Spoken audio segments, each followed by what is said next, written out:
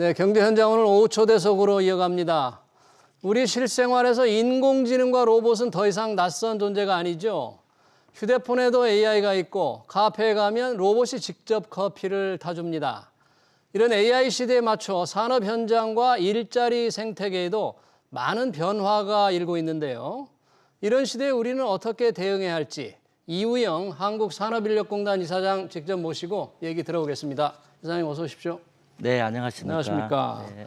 산업인력공단, 상당히 많은 사람이 이게 인력공단 하면 무슨 자격 시험을 좀 이렇게 알고 네. 있더라고요. 네. 그런데 혹시 다 사업이 굉장히 많아요. 전반적으로 네. 어떤 일을 하는 곳입니까? 네. 한국산업인력공단을 영어로 표현하면은 예. 더 쉽게 이해가 가실 텐데요. 예. HRD 코리아라고 해서 HRD 코리아. HRD가 Human Resource Development, 그러니까 인적자원 개발이라는 것이죠. 그러면 이걸 풀어서 설명을 드리면 네. 국민 개개인의 그 역량을 높여드리는 평생 능력 개발 사업을 통해서 역량을 높여드리는 사업들, 네. 예, 인프라도 지원하고 다 하죠. 예. 그 다음에 기업으로 말하면 기업 재직 근로자의 역량을 높여줄 수 있는 성장을 도와주는 그런 다양한 사업들을 네. 하고 있습니다. 그 부분에 대해서는 조금 더 뒤에 네. 자세히 설명을 드리고요. 네. 또 한 가지는 일자리에 관련된 부분인데 네. 우리나라 중소기업에 빈 일자리가 많이 있습니다. 그러니까 외국인들이 채워야 되는 일자리들이잖아요. 쓸 수밖에 없는. 그렇습니다. 그래서 외국 인력들이 도입돼서 한국에 와서 일하고 예. 정착하시다가 돌아가는 모든 과정을 다 서비스하는 네. 외국 인력 도입하는 사업들, 네. 해외 인력. 그 다음에 또 들어오면은 또 나가는 것도 있죠. 예. 나가는 우리 청년들이 글로벌한 그러니까 미국이라든가 싱가포르, 일본, 독일 이런 선진국에 가서 다양한 일 경험을 통해서 글로벌 역량을 키워주고 또 필요하면 해외 취업도 하고 그래서 글로벌 인재로 성장시켜주는 사업 이런 사업들을 주로 이제 하고 있는데 예. 그 연결고리에 다 뭐가 있냐면 국민의 역량은 측정된 어떤 품질로 네. 표시를 해줘야 되는데 그게 우리가 말하는 자격이라는 거죠. 역량을 측정할 수 있는 표시가 있어야 그게 그래서 자격증이다. 우리 그 한국산업인력공단 내에 예. 부설기관으로 국가직무능력 표준원이 또 있어요. 예. 그래서 우리나라에서 굉장히 새롭게 발생되는 많은 직무 또 과거에 존재했던 많은 직무들에 대해서 표준화를 시켜주고 품질을 보장하고 그걸 자격화시켜주고 자격을 통해서 이제 그 개인이 가진 역량을 증명해 할 수 있게 해주는 네. 그러니까 학력과 자격이 어떻게 보면 나란히 갈 수 있게 해주는 뭐 그런 일들도 이제 해나가고 있는 거죠. 그러네요. 네. 사실 이 기업의 경쟁력, 국가의 경쟁력 하면 바로 인적 자원에 달려 있으니까 맞습니다. 경쟁력이 핵심이잖아요. 네. 그런 인적 자원을 두루두루 지금 올려주는 그런 네. 중요한 역할을 하고 있는데 지금 이 산업인력공단 이사장을 맡으신 지가 한 6개월 됐습니다. 6개월 정도 됐습니까? 네. 오셔서 새롭게 뭐 공단을 어떻게 네. 끌고 가겠다, 뭐 경영 키워드랄까 이런 게 네. 좀 새롭게 만든 게 있나요? 네, 일반적으로 이제 많은 우리 뭐 국민들이 인식하기로는 네. 공공기관 내 성격이 상당히 좀 스피드가 느리다. 그렇죠? 그렇게 생각들 하고 생각을 있죠? 많이 하고 있는 경향이 있죠. 네. 그리고 또 경직되어 있다. 약간은 뭐 그런 게 좀 선입견이죠. 말하자면. 안 그렇습니까? 근데 네. 그런 것 같던데. 네, 저도 와서 보니까 그렇지는 않고요. 그렇진 않아요? 예, 우리 네. 직원분들 스마트하고 열심히 일 잘하시는데 예. 그럼에도 불구하고 국민들이 그렇게 보신다 그러면 분명히 우리가 변화와 혁신을 해서 과거와 다르게 공공기관이지만 예. 기업과 같이 공공성을 가지면서도 기업과 같은 효율성을 가지고 스피드 있게 네. 국민 서비스를 해야 되겠구나. 네. 그걸 체감할 수 있게 해드려야 되겠다. 그래서 제가 첫 번째 이제 취임하면서 가장 강조했던 게 just in time, Just in time. 적시 정책이죠. 적시 정책. 적시 정책. 예. 네. 그러니까 정책이 설계가 되고 예산을 받아오고 그것을 국민들이 체감할 때까지 서비스하는 동안에는 타임 딜레이가 항상 존재합니다. 예. 그런데 우리 공단은 예산이 집행되는 순간 즉시 국민이 체감할 수 있도록 네. 사업을 예. 신속하게 과감하게 도전적으로 이렇게 이제 진행할 수 있게 해야 되겠다. 예. 그러려면은 일하는 방법이 바뀌어야 되겠죠. 네. 그래서 제가 이제 3S라고 하는 것을 이제 강조를 했습니다. 3S 뭡니까? 예, 3S가 그게? 뭐냐면 예. 심플. 단순. 모든 사업이 너무 복잡하면 안 되겠다. 네. 예. 규제가 많아지는 요소가 되는 거죠. 그게 네. 예컨대 불필요한 것들을 다 없애야 된다. 그래서 심플하게 하자. 간편하게. 그 다음에 스마트하게 하자. 스마트하게. 예, 책상에 앉아서 열심히 오랫동안 앉아 있는 거 아무 소용 없더라. 네. 현장에 가서 보시고 스마트하게 뛰어다니면서 네. 예, 짧은 시간이라도 현장에 입각해서 모든 일을 스마트하게 처리하는 그런 사고 방식, 예. 행동 양식을 가져가자. 뭐 예. 그런 거죠. 그 다음에 또 한 가지가 이제 모든 제도라든가 이런 게 만들어진다 해도 단편적이면 안 돼요. 예, 몇 년간 쭉 성장해 나가야 되거든요. 모든 사업들이. 네. 그걸 서스테이너블이라고 하죠. 지속적으로. 지속 가능하다. 지속 그래서 가능하게. 심플, 스마트, 서스테이너블 요 세 가지 원칙에 입각해서 예. 하는데 이 모든 거의 기반은 뭐냐면 디지털, 데이터 기반으로 가야 되겠다. 데이터 뭐 시대에 데이터 지금 인공지능 기반으로. 시대고요. 예. 네. 우리가 그 한국산업인력공단이 가지고 있는 데이터가요. 예. 전 국민 기업 데이터가 예. 300억 개입니다. 300억 개. 네, 그 네. 중요한 데이터를 어마어마한 데이터. 어마어마하게 가지고 계시네요. 1년에 국가기술 자격 시험을 그 관리하는 우리가 플랫폼이 있거든요. 예. 국가기술 국가기술 자격 관리하는 플랫폼이 큐넷이라고 돼 있는데 모바일 네. 큐넷도 이제 서비스가 큐넷. 예, 있는데요. 2,600만 명이 큐넷에 접속을 해서 예, 국가기술 자격 서비스를 받고 있습니다. 자격 시험을 보기 위하거나 네, 준비하거나 준비하거나 이런 분들이 응시하거나 합격증을 받거나 예. 그것을 가지고 최근에는 이제 4월 8일 날 런칭을 했는데 디지털 배지라고 들어보셨습니까? 배지. 디지털 배지요? 배지. 예. 그건 뭡니까? 디지털 그러니까 배지라는 게? 이제 예전 같으면 자격증을 받으면 그 자격증이라고 해서 사진 붙어가지고 산업인력공단 이사장 땅 찍어가지고 받는 거 종이로 자격증 받아야죠. 수첩 형태로 줬지 않습니까? 예, 예. 페이퍼 형태로. 그게 아니고 이제 모바일에서 누구나 다 내가 취득한 자격증을 배지 형태로 이제 담아가는 거예요. 예컨대 요즘 그 특성화고등학교 학생들이 졸업을 할 때 예. 자격증을 보통 한 3개 정도씩은 받는 것 같아요. 특성화고등학교 졸업생들이 네, 예. 기능사 자격증이겠죠. 예. 자격증을 받으면 그 자격증을 자기 학생증에 디지털 학생증에도 담게 하는 서비스도 지금 해주고 있는데 다 배지 형태로 해서 그러니까 우리가 말하자면 전자지갑 형태로 해서 담아가는 거예요. 예. 그러면 평생 자기가 이제 자격증뿐만이 아니고 저희들이 연결하려고 하는 게 네. 학력이라든가 또는 어디 직업훈련기관에 가서 훈련을 받거나 하면 훈련 이력들이 생기겠죠. 네. 뭐 훈련 받았으면 뭐 훈련 서티피케이트를 받는다거나 훈련 자격증도 네, 민간 자격 다 포함해서 민간 훈련 이력까지 다 포함해서 이제 하나씩 자기 전자지갑 안에 디지털 배지 형태로 담아가게 함으로써 평생 자기가 가지고 있던 자기가 축적해 온 모든 역량을 전자지갑 형태로 담아가게 하겠다는 게 우리의 목표입니다. 예, 그 언제 이번 시작하신 거예요? 4월 8일 날 4월 이미 8일 날? 디지털 큐넷이 런칭이 됐고요. 디지털 큐넷. 네, 네. 그래서 지금 우리가 이제 한국고용정보원에서 네. 이제 일자리 워크넷, HRD넷 뭐 이런 그 플랫폼이 있어요. 네. 그걸 합쳐가지고 이번에 고용 24라고 하는 이제 플랫폼이 다시 나왔는데 예.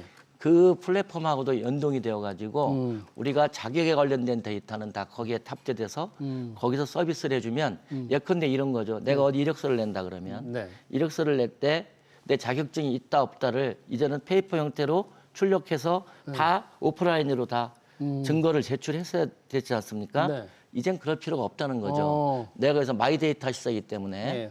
내가 여기서 내가 개인 인증만 오케이, 해주면, 오케이 사인만 이렇게 클릭만 해주면 거기서 다 볼 수 있게. 내 디지털 데이터가 그 내가 제출하는 기관에 이미 온라인으로 가는 거죠. 그쪽에서도 받을 수 있는 준비가 좀 다 갖춰져야 준비가 돼 되겠네요. 있죠. 당연히 이제 당연히 이제 그 온라인으로 다 받게 되겠죠. 받는데 그 과정에서 이제 제일 중요한 게 뭐냐면 예. 위조 변조가 있으면 안 되겠죠. 큰일 나죠. 그럼 큰일 나죠. 네.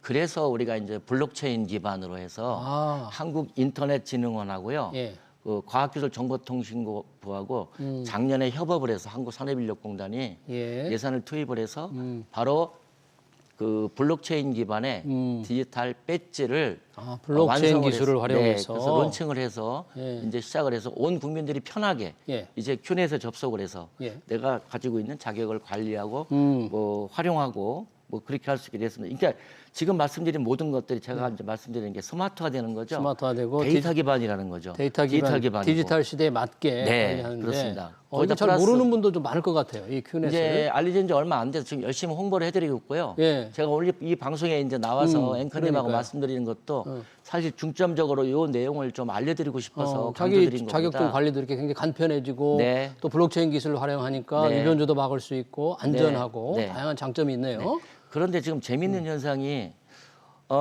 우리 SBS 비즈에서도 오늘 아마 아침에 뉴스에 나왔던 것 같은데 네. 50대 네. 그 중년층이죠. 네. 자격증 취득률이 해마다 높아지고 있는 거 아시죠? 아, 이게 직장에서 작년 대비 벌써 6.2%또 올라갔거든요. 자격증이라도 가지고 있어야만 또 새로운 잡을 또 일자리를 구할 수 있고. 네, 맞습니다. 자격증 취득률이 계속 중년층에서 굉장히 올라가고 있어요. 예. 그런데 이제 그 자격증도 이제 많이 따는 게 1등서부터 10위까지가 쭉 나열이 돼 있습니다. 자격증 많이 따는 거. 많이 따는 거 이제 뭐 지게차가 1등이더라고 보니까 지게차. 지게차 운전원. 운전. 네, 그다음에 한식조리사 뭐 쭉쭉쭉 내려가죠. 전기기능장 뭐 네. 쭉쭉 내려가니까 아마 그 뉴스에 나왔으니까 네. 이거 보시면 알 것 예, 같고요. 예, 네. 자격증을 이제 많이 따는 계층이 어디냐면 바로 그 중년층. 그다음에 근데 여기에 관련돼서 자격증과 관련된 직업 훈련을 많이 시켜줘야 되거든요. 예. 그 서비스도 우리가 하고 있다는 거예요. 자격증에 관련된 직업 훈련 서비스도 많이 하고 있다. 인프라를 다 제공해주고 예. 고용보험료를 다 납부하기 때문에 그 고용보험료 내에서 이제 뭐 교육훈련비, 인프라 지원비 다 하고 있고요. 예. 또 하나 더 이제 오늘 이 자리에 나왔으니까 네. 또 홍보해드릴 게 알려드릴 거죠. 네. 정보인데 34세 이하의 청년들, 30세 청년들. 청년들이 올해부터 예. 국가기술 자격 시험을 보면 예.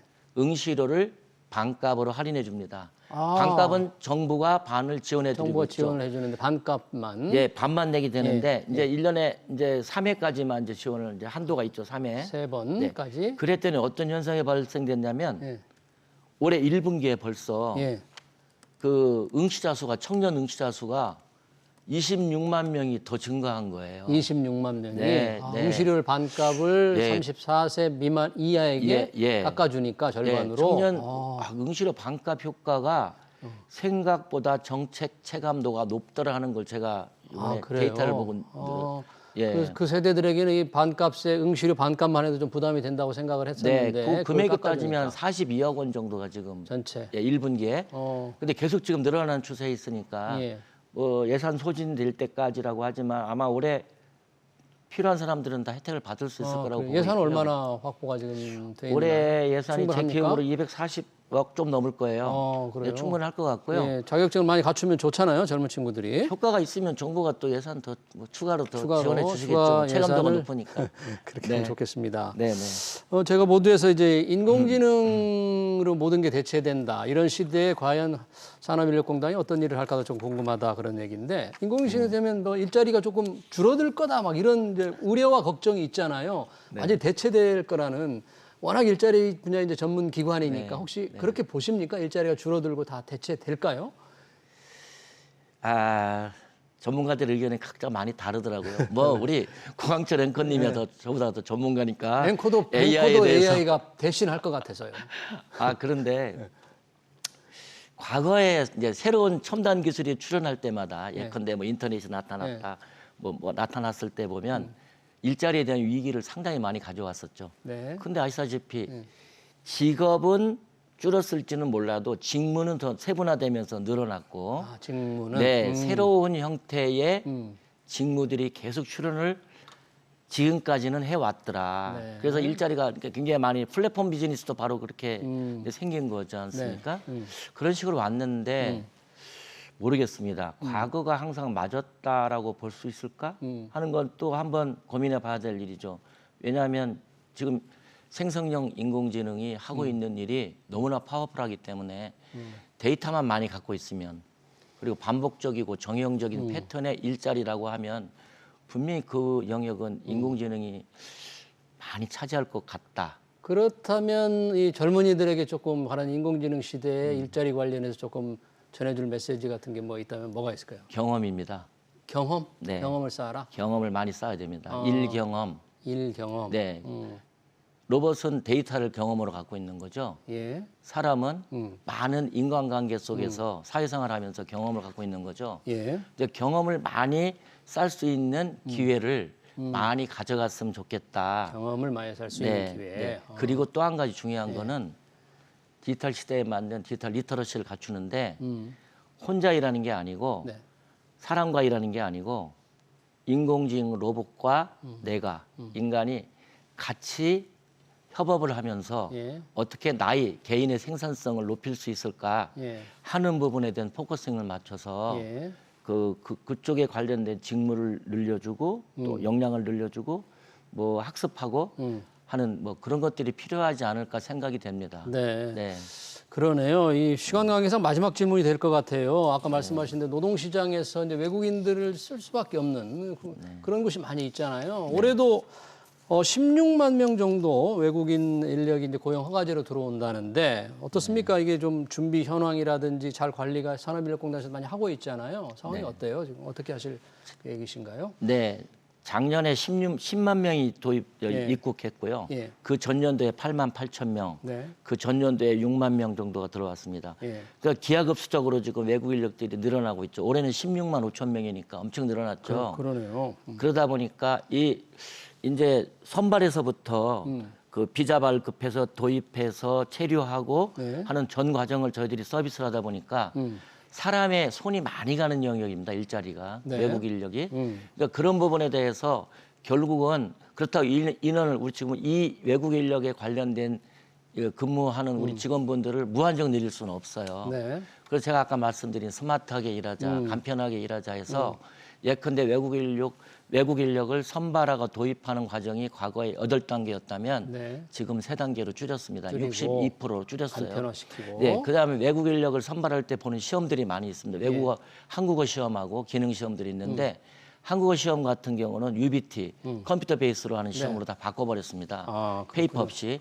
그래서 모든 거를 컴퓨터 베이스, 네. 간편화, 디지털화하고 비자 도입 시간도 줄여주면서 프로세스를 줄여주는 것 이런 것들을 통해서 좀 목표량을 달성할 수 있도록 하는 게 저희들 목표입니다. 잘 알겠습니다. 우리 한국의 인적자원개발에 애쓰고 있는 한국산업인력공단의 이우영 이사장이었습니다. 이사장 귀한 시간 고맙습니다. 네, 감사합니다. 네.